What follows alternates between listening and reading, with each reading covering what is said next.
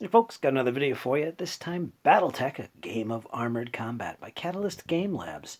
Now, of course, this originally was created by FASA back in the 80s and 90s. This is a classic game of armored combat, and currently, Catalyst Game Labs is the holder of this franchise, basically. And this game has fascinated me ever since I first laid eyes on it. I don't know why. I've never been a big fan of uh, giant robots, but then again, these aren't robots. They're armored suits, really. Uh, but I can remember back in the day, I think it was the late 80s or so, me and my nephew were going around town looking for places to meet up with some other gamers, any local game stores. And we found one about 20 minutes, half an hour away. We made the trip. Of course, I called ahead and they let me know that there's a couple guys that they come down here and they sit up and play all kinds of games, board games, miniatures games. So me and my nephew made it a point to go down there during one of their meetups, and sure enough, we did. We walked in the front door, and what do you think they were playing? They were playing this Battletech game, which I'm not sure, but I don't think I really heard about back then at that time anyway. And I was fascinated. They let us play a game and let us control some of the beasts here, and it was fun. It was fascinating. So much so that when I got back, I went to my local hobby store, modeling shop, really. But they did have board games and stuff there as well, and I found BattleTech there. And this is probably back in the late 80s. I picked it up and, yep, started playing. And yeah, I really enjoyed the detail this game went into with this science fiction type of setting. And I followed it ever since. I think I kind of fell away from it after a while, maybe in the mid 80s or late 90s, I should say. Around the late 90s, I might have got back into it a little bit.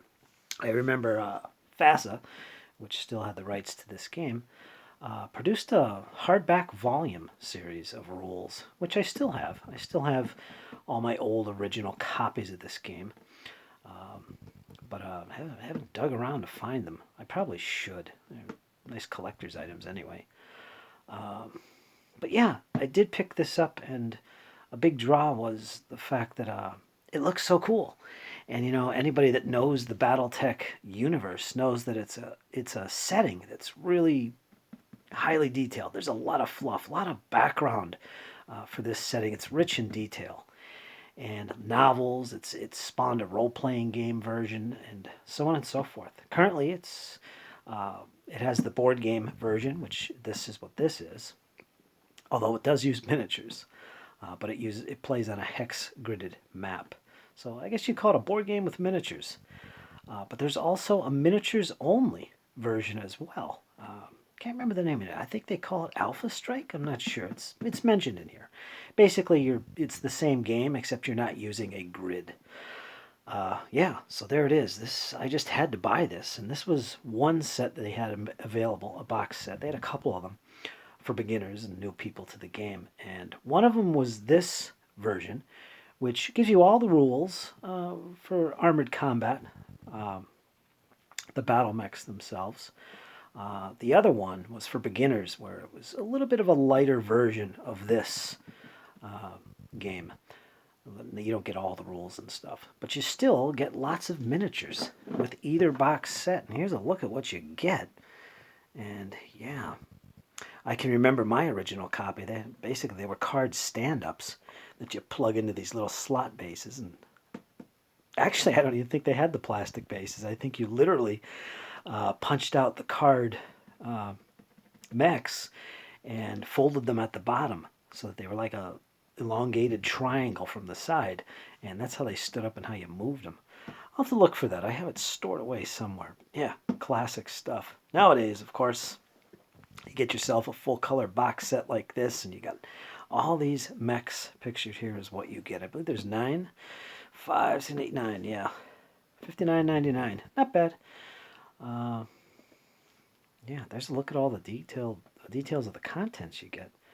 And like I said, it does mention Alpha Strike in here. Again, I think it's called Alpha Strike, the miniatures only version of the game.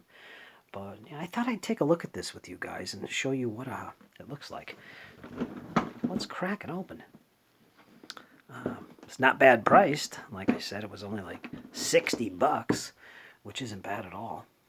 And there we go. Look at that. And I believe these cards right here, these are for the Alpha Strike. There it is. These are for the miniatures game, which is cool because you can play without the hex grid. And God, you got the miniatures all ready to go. So yeah. Throw down some terrain and you're good to go. I never opened these up, I guess. Or did I? No. But I believe these are all Alpha Strike. There might be some additional cards in here. Like, what's this? Is this for Alpha Strike?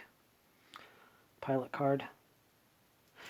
But, yeah. All right, we'll set that aside. Take a look at some of these mechs. Look at that guy.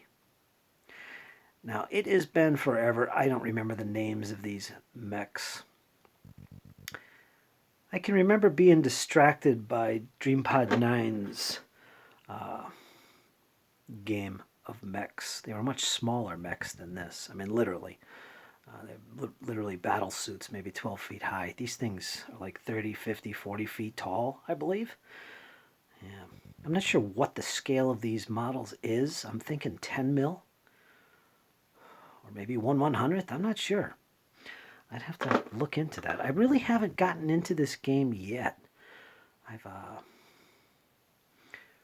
pretty much had it on my shelf. I don't want to say it's just for collectors' purposes that I bought this. I mean, I actually want to play this. These are really sturdy miniatures. They look like they're multi-pieces, and they come already pre-constructed. I don't know how they got that in there. It looks like it was two separate parts. And it's somehow glued or secured or pinned. I don't know. I'm not going to fiddle with it.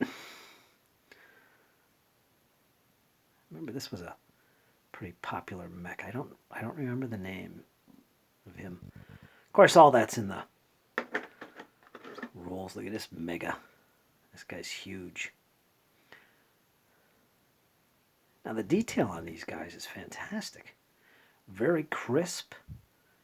And yeah. Look at this behemoth. Make sure we're focused in there.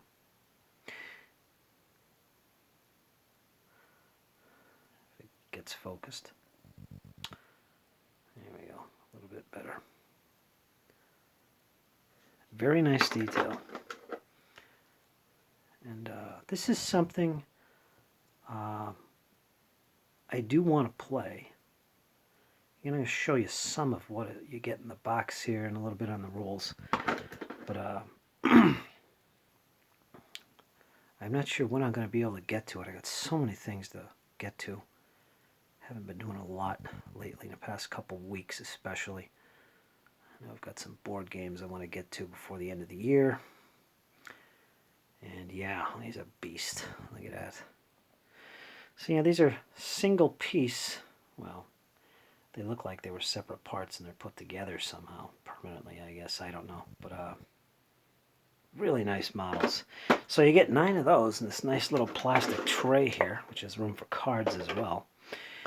And then, if we can focus a little bit, you get the books and maps and such. Let's take this out. And let's take a look at these maps. These maps are, they're not glossy, they're very matted, which is nice. Nothing worse than a big shiny map. They're double-sided, you get 4 of them. You've got different types of terrain represented with each. This looks like a dead zone or a desert or a deadlands type of layout here. You got elevations shown, very nicely represented. Small maps. I don't know the exact dimensions here. It looks like 2 foot by 1.5 feet, maybe. Of course, you don't need a big layout to play, but typically you would put a couple of these together to get a bigger layout. These are nice. Give you a little close up there. And they show elevations there. That's what the word level means on there. There's different levels. And yeah, that's one map. And then you got this map. Again, they're all different. Look at that. Very nice. They're not flimsy paper. They're not glossy, like I said. They're not cheap. This has a nice matte finish to it. Not getting much glare on it at all. I believe they sell map packs. At least I know they used to. And you can buy all kinds of maps to vary up your battles. And you get these thick card punch-outs to vary up your terrain. You lay these on your maps to represent different types of terrain. I get some lakes there, ponds, some open space, rocks, rough ground. Yeah. And on the back, I got that desert theme going on, same type of thing.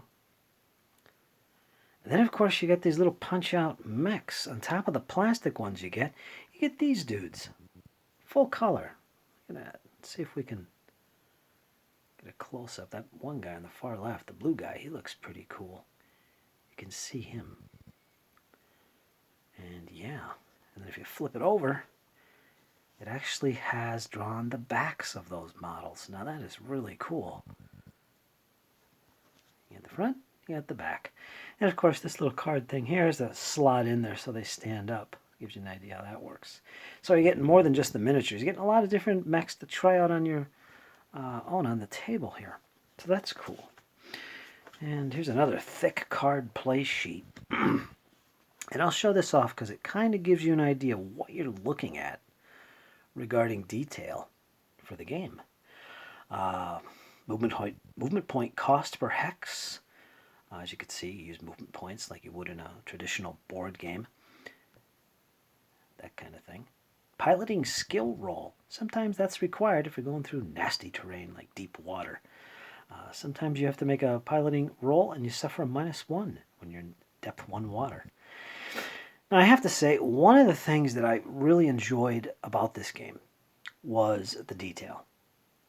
A very old school detail. I mean, look at all these modifiers for the piloting skill rolls that you can come across. Now, again, that doesn't mean that you're going to have to go through all these modifiers every time you have to make a piloting skill.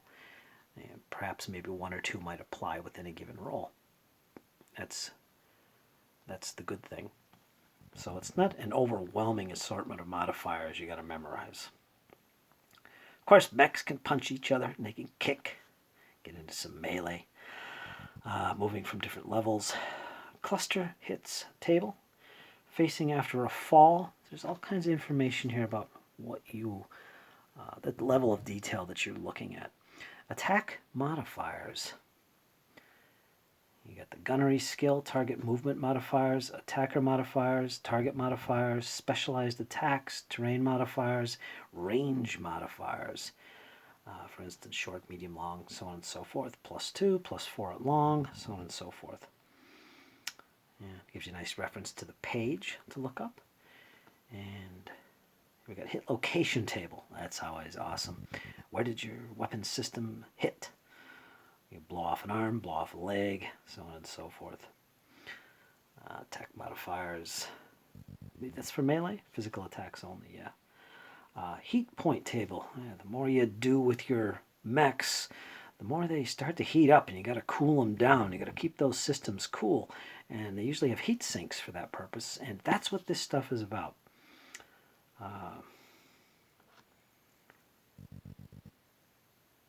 Determining critical hits table. Physical attack modifiers. Yeah, so this is a double-sided reference chart.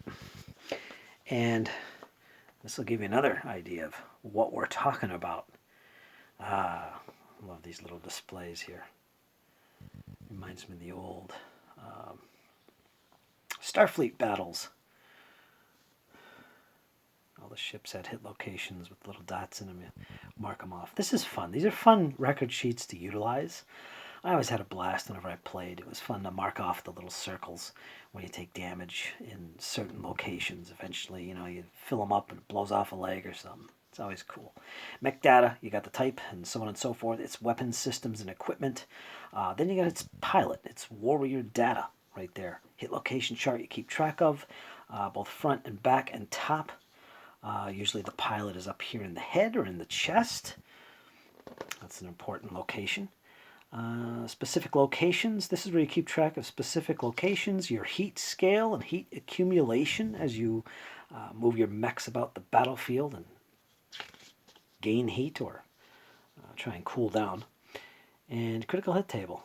Very simple and straightforward system. It's not a complex system. It's just there's quite a bit of things involved to keep track of. But these sheets really help out a lot. Typically I have one sheet per mech. As you can see here, that's a different mech. And this is nice because they actually have illustrations of the mechs along with the display and the details specific to that mech. And you get a whole bunch in here. This book is full of all the mechs you're going to encounter with the game, both in miniatures and with those little 2D stand-up counters I showed. So yeah, and they're all different. Very cool.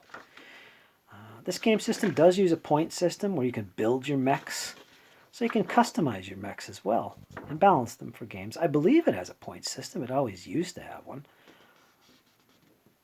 I believe it does. I went through these rules when I first got it. I don't remember everything. Now let's see what this is. Battletech, Colby's Commando Mission, Ice Storm by William H. Keith. All right, this is some fiction. Again, Battletech is well known for its fluff and its background, and this is no exception. You get yourself a little fiction here to put you in the mood and kind of illustrate the setting that these battles take place in. This is an important part of this game.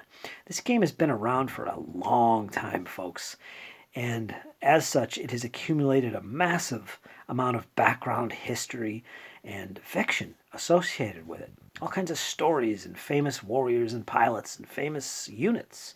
And of course, a multitude of different conflicts which occur within a timeline, which is part of the system itself. I mean, you could play specific conflicts during specific time periods, and you can collect your forces based on those time periods, representing units and mechs and technology that was available during those conflicts. Very, very awesome, and it's a big draw for me and for a lot of people to the Battletech game system, the Battletech universe itself. So it's fantastic. So there you go, you get a little fiction to get you all excited and in the mood. And then, what's this? Primer. Let's see what this is about. I believe this, again, is give you, well, universe overview. Battletech eras, the Star League, which is 2005 to 2780, the Succession Wars, 2781 to 3049. So these are different periods that you can play your battles in and collect mechs for. That I was just talking about. This is the Inner Sphere, circa 3025. These are the different houses: House Merrick, House Lau, House Davian, House Carita, House Steiner. I don't remember what I was a big fan of back in the day. Been a long time, folks. The Star League. There's a little background on the houses, along with some art. Give you an idea what's going on. And Battletech Fiction is back. 50 titles available now in popular EPUB formats. Immerse yourself in exciting action, intrigue, and drama. Catalyst Game Lab store. That's where you get them to download. So a lot of inspiration for your games. If you're a historical gamer, if you're a 40K gamer, a Warhammer gamer, you'll recognize this. This is the same type of detail you'd expect. With historical gaming, you've got history itself and all the resources that you'd expect. Battletech is the same way. It has this rich tapestry of drama that unfolds as time went by or goes by. It is sci-fi. So you can draw on all this stuff, much like a historical gamer, a GW 40K gamer has all their fiction to draw from. This is a big pull for a lot of people. It's not just, you throw down your figures, roll some dice, and a little bit of background, and there you go. This is a highly developed setting, folks. And yeah, there's your Battletech primer booklet. That's useful. And then you get to the meat of the system, Battletech, a game of armored combat, the Rulebook. Now, again, this isn't the beginner's guide. This gives you all the rules, or most of them, that you would encounter during a normal mech-on-mech type of game. Uh, pages are a little bit glossy, so you're going to get a little bit of shine there. But it's not cheap quality. I've had no tears in the page so far. I've been looking at it a few times since I got it. All is well with that. Uses 2d6 in the system. I'm not going to go into the details of the rules because it has been forever since I played this. It is 56 pages, though. Here's some of the weapons. I recommend, if you've never played Battletech in your life, I do recommend the other box set. I think it's called the Beginner's Box, Starter Box. I'm not sure what it's called. This box, like I said, is kind of geared towards, well, it would work for beginners as well. You're getting the full rules, and it's only 56 pages, so, you know, it's all here. As far as enjoying the Battletech game system for mech-on-mech combat, you're good to go with this box. But there is a beginner's starter set where I think they give you 9 miniatures, or maybe more, like the ones I just showed you. And you get a more simplified version of the game. They leave out a lot of the elements that are detailed in here. And it's a good starting point if you just want to have some fun with your friends, learn about the setting, learn about the game, and see if you like it. And if you do, this would be a nice step up, this box set. And this gives you all the rules for mech combat, plus additional mechs and maps. So it's a good way to, it's the next step, I would say. And of course, there's other books, hardback books, that you will need to buy if you really get into this system, where they cover everything from battles in space to infantry to tanks and AFVs and that sort of thing, not just mechs. There's a whole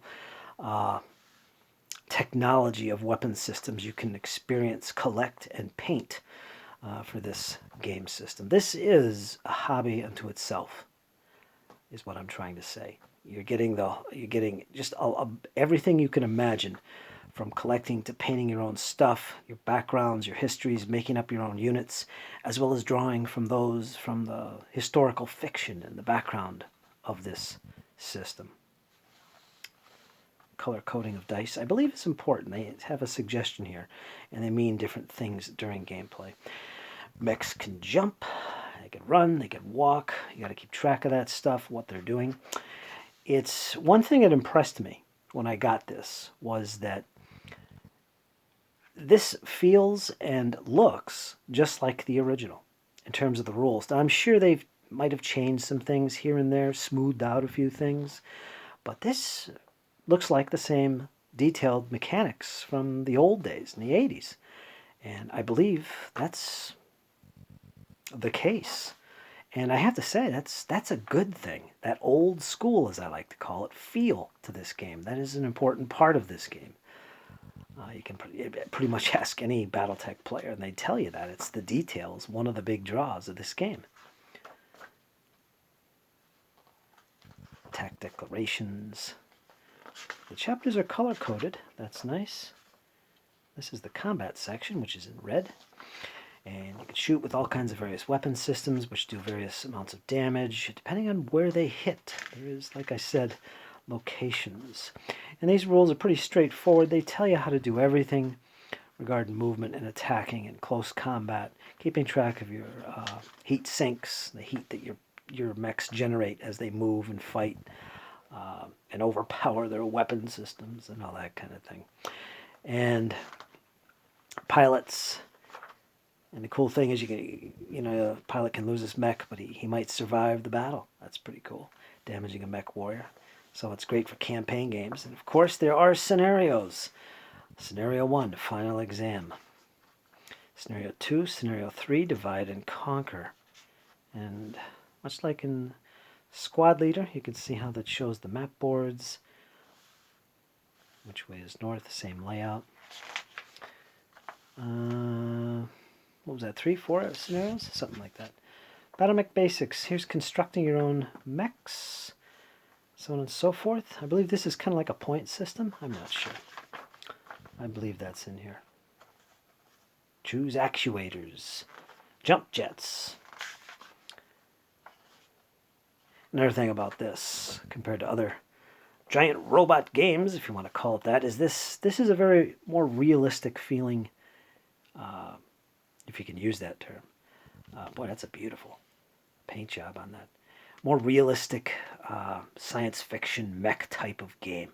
I mean, if there was going to be real mechs in the world, I would say this is probably what they'd look like, and maybe how they would function. So there is that. That's my take on it anyway. But who knows? Oversized walking tanks. Nice. So there you go, folks. That is Battletech. Whoops.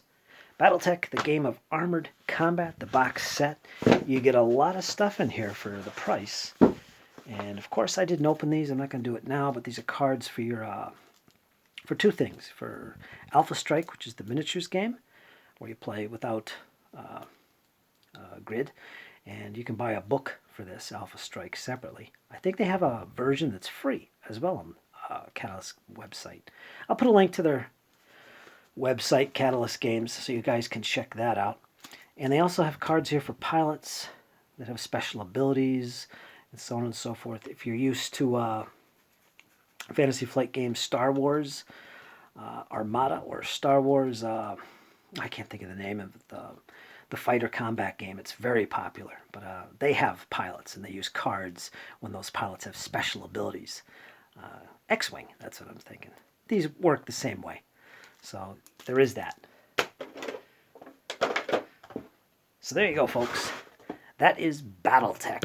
Okay, I hope you enjoyed, and I hope to get some more videos up shortly. Like, I've been very busy. Haven't even gotten an update to my hobby yet in a while, but hope to get up some more videos soon, folks. So there you go, folks. Battletech, a game of armored combat. I hope to get into this soon, perhaps next year. I'll be jumping into this and painting up some of these models. Of course, you got to paint them. And I'll show you guys how the game plays. Like, share, comment, leave you some feedback. Do you like Battletech? Let me know. And let's see you till next time, folks. Hang in there. It's only going to get better. Take care, folks.